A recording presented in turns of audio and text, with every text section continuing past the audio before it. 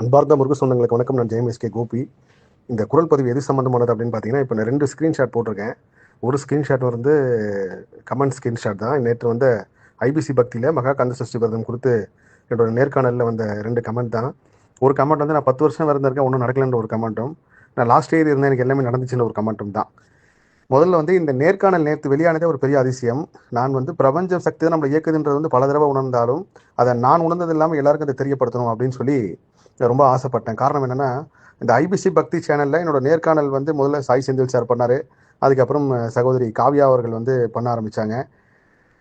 கடந்த ஒரு வருஷமாகவே நான் வந்து ரொம்ப மிராக்கலாக பார்க்குற விஷயம் என்னென்னா, நான் வந்து இந்த இந்த பேட்டிக்கு இந்த ட்ரெஸ் போட்டு போகலாம் அப்படின்னு சொல்லி ஒரு ட்ரெஸ் போட்டு போகும்போது அந்த நெறியாளர் சகோதரி காவ்யா அவர்களும் அதே கலர் சம்மந்தப்பட்ட ட்ரெஸ் போட்டு வருது எனக்கு பெரிய ஆச்சரியம்.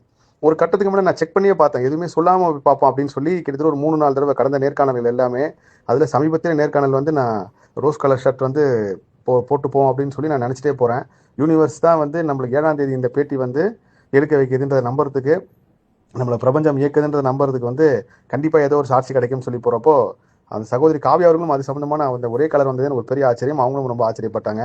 இதில் முருகர் சக்தி எப்படி நம்மளை இயக்கியிருக்கு அப்படின்னா, கிட்டத்தட்ட நான் வந்து 6 பக்கம் வந்து எழுதி எடுத்துகிட்டு போனேன் ஐபிசி பக்தி சேனலில் பேசுறதுக்கு. 7 மணிலேருந்து 10 மணி வரைக்கும் ஷூட், கிட்டத்தட்ட 3 மணி நேரம். அந்த 3 மணி நேரம் பேசினதில் பாண்டிச்சேரி கௌசிக பாலசுப்ரமணிய கோயில் தான் முதல்ல பேச ஆரம்பிச்சு, அது தொடங்கி அதுக்கப்புறம் கிட்டத்தட்ட ஒரு 2.5-3 மணி நேரம் வந்தாலும் 3 பக்கம் தான் நல்லா பேசி முடிக்க முடிஞ்சுது. எல்லா விஷயத்தையும் பதிவு பண்ண முடியல. அப்போ மகா கந்த சஷ்டி கவசம் விரதம் இப்போ ஷூட்டிங்கும் எடுத்துட்டாங்க.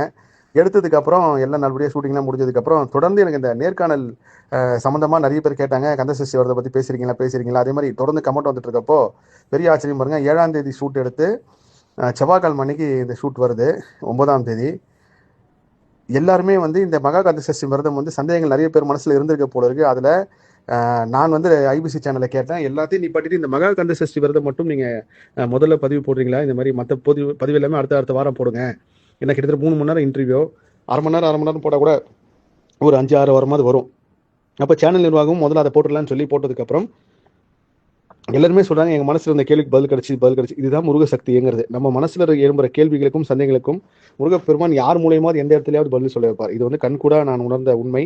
அது சின்னவங்க, பெரியவங்க, வயசானவங்க, முருகனையே கும்பிடாதவங்க, வேற்று மதத்தில் இருக்கிறவங்க, இல்லை முருக பக்தியே இல்லாதவங்க, இல்லை முருகரை திட்டினவங்க, முருகரை வெறுக்கிறவங்க, ஏதாவது ஒரு ஆள் மூலயமா நம்ம மனசில் எழும்புற கேள்விகளுக்கும் முருகர் வழிபாட்டில் இருக்க சந்தேகங்களுக்கும் இந்த பிரபஞ்சம் யாருமே பதில் சொல்ல வைக்கின்றது வந்து இந்த நேர்காணல் மூலயமா தெரிஞ்சுது முதல் விஷயம். அதுக்கப்புறம் இதுக்கு முன்னாடி ஒரு குரல் பதிவில் வந்து இந்த படம் சம்மந்தமாக அப்படி பண்ணாதீங்க, அதில் வந்து ஒரு சில பேர் நோட் பண்ணி ஒரு விஷயத்த சொன்னாங்க. நான் ஏன் அடிக்கடிக்கு வந்து ஒரு 10 நாள் 15 நாள் எதுவும் வராமல் இருக்கு அப்படின்னா, இந்த மாதிரி காரணங்கள் தான். அது இயற்கையை வந்து நம்ம எப்போ இந்த மாதிரி ஒரு சில விஷயங்கள் செய்ய ஆரம்பிக்கிறோம், அப்போ இயற்கை